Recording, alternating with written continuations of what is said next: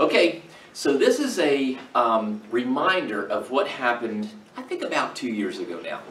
All right, so I'm going to tell you the story in the beginning. My neighbor, my next door neighbor, I built a house for her years ago. She's a real close, dear friend of ours. And we all took the kids to Disney World. And we're sitting out at the pool at a hotel one night. And she was really kind of distant. And I was like, you know, Marilyn, what is wrong? And then it came out. You know, we had built a house for her and her husband, and then her husband passed away years later. But after we built this house for her and her husband passed away, I found out that they were having a tough time with the real estate that they owned back in Kentucky. Remember, I'm in Georgia. And so I was like, well, what's going on with the real estate you own there? Well, there's 5 houses that they have on this one big tract of land. And in the 5 houses, there was, it got all the way down to just their nephew living in one of the houses who was watching the properties, you can't even say maintaining the properties, and collecting the rent and supposed to be giving it to them, but they never got any rent. It actually cost them hundreds of dollars every month for these 5 properties. They were never receiving any kind of income. And this had been going on for years, and she was just so frustrated. Well, her husband used to deal with it, and then he passed away, and so she didn't touch it or anything for a while. Then all of a sudden she started kind of looking into it and then saw how bad it really was. Well, the properties were in really bad shape, so I looked for a local student in that area in Kentucky.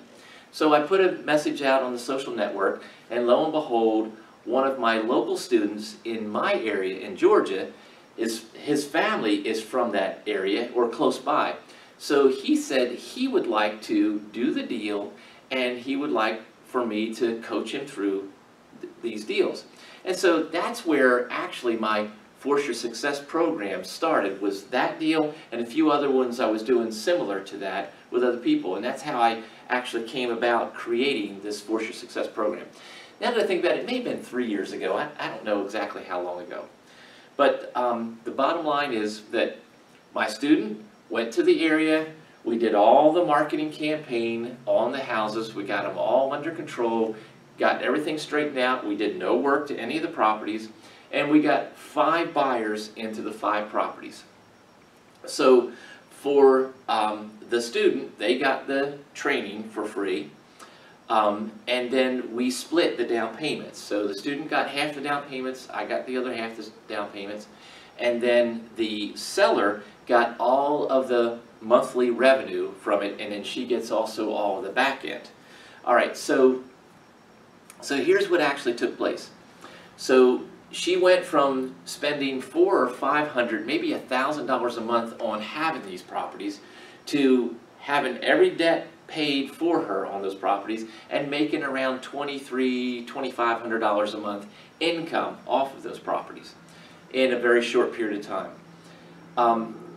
But then the weird thing happened. Here's where we're going to go down the weird road. This was something that I had never seen happen before. It's pretty hard for me to see something that I haven't got experience with or seen or know what to do about. So one of the properties, the guy that bought it, he bought it seller financing. So we actually transferred the deed into his name on the one property. He moved in, fixed the house up, sort of, and he was going to pay off the house. He had cattle and stuff, and he was going to sell some cattle to just pay cash for the house. Well, I think that we had this set up. The purchase price for that house was around, I think around $55,000 or so. And so he was buying it seller finance, and then he was going to have to pay off the $55,000. Well, in living there, a fire occurred that pretty much destroyed the house. It made it unlivable, and you couldn't repair it. It was not worth fixing. It's better off to tear it down and rebuild it.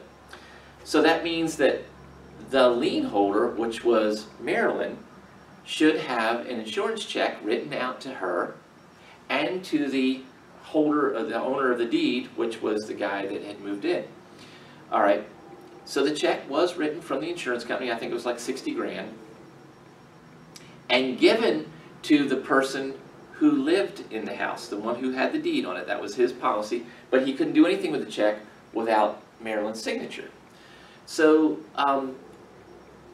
what we wanted him to do was just go ahead and pay Marilyn off.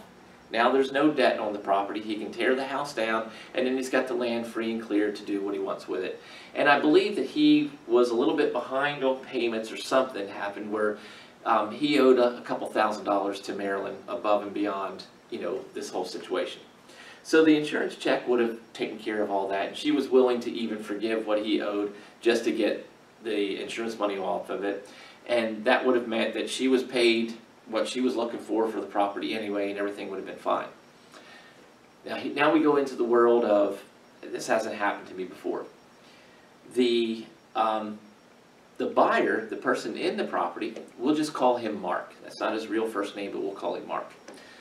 Mark decides that he wants to try to extort money from Marilyn by saying, if you give me, and I think he wanted like $3,000, if you give me $3,000, I'll sign the check over, but I'm not going to give you the $3,000 until after you sign the check over.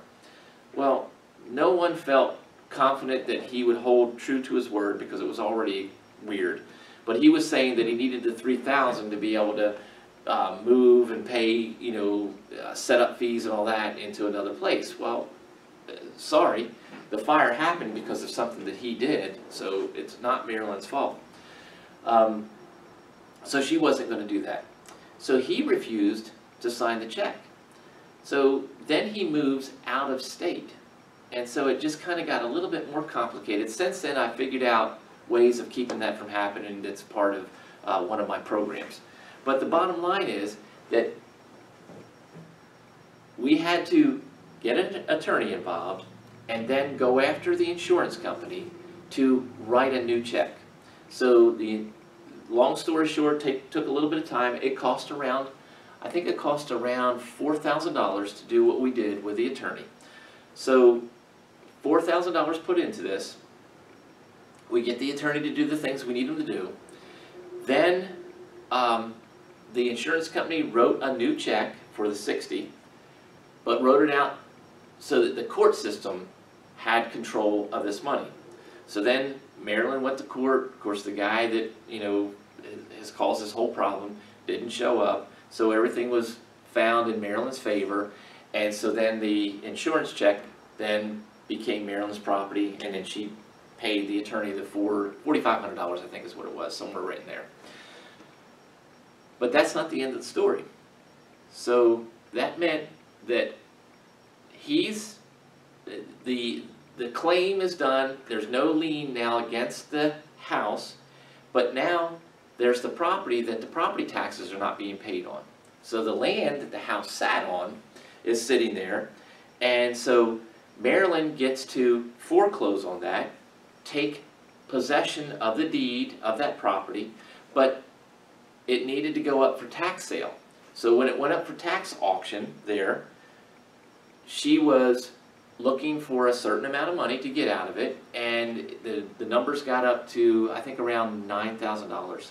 Wasn't enough to make her happy on the land, but anyway, it would have been perfectly fine to take that, and everyone's looking at it going, well, it's extra money that she got, and she wasn't going to get anyway, but bottom line was she wasn't satisfied, so it was okay. So then she didn't sell it at the auction, so the highest bidder was lower than what she was willing to take. So then took and put the property up for sale, just the land, and got a cash offer of $17,000. So now $17,000 minus, it was really low, I think it was around $2,000. So she ended up with $15,000 in addition to the $60,000 that she got. So that's $60,000 and $15,000 is $75,000 minus the cost for the attorney doing what he needed to do, which is $4,500, $5,000. So now she's way ahead on what we had originally set up for her. So it ended up being a really happy ending for that whole thing for Marilyn. But bottom line is, the other 4 properties, all the people are still in them. One of the other 4 is a seller finance deal who makes his payments on time, no issues there. The other 3 are still in the lease purchase, and they're all paying. Marilyn has almost no debt on it, and so she makes, without the income from that property that burned, she makes around $2,200 a month. So with that property, when we first did the deal, she was making around $2,800 a month off of the whole thing.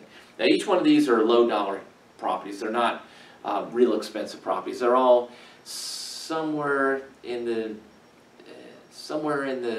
$50,000 to $70,000 price range. I forget exactly what they are now, but anyway, but that was a story that turned into a really happy ending. It was kind of a weird thing that happened. So there you go. There's an update.